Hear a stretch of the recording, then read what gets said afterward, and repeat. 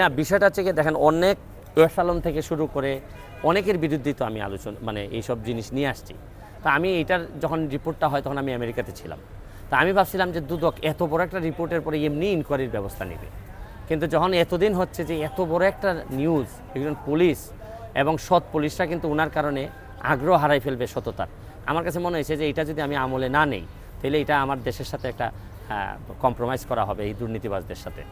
আমি ওই ইনকোয়ারিটা চেয়েছি, ইনকোয়ারিটা আমাদের সামনে আসুক, কি দুদক ইনকোয়ারিতে পায় আমরা দেখতে চাই। ইনকোয়ারি না করলে যদি ওনারা না করেন, হ্যাঁ আমি হাইকোর্টে আসবো, হাইকোর্টে এসে সুপ্রিম কোর্ট পর্যন্ত যাব, আমার যতগুলো জায়গা আছে এগুলো আমি নক করব। একেবারে স্বাভাবিক, একদম স্বকীয়তা। আমার কাছে মনে হয় যে দুর্নীতির বিরুদ্ধে যুদ্ধ যদি জয় হইতে না পারেন তা আর কোনো সম্ভাবনা এই দেশে থাকবে না। বিকাশে কম খরচে ক্যাশ আউটের লিমিট বেড়ে 50,000, প্রিয় এজেন্টও 2টা।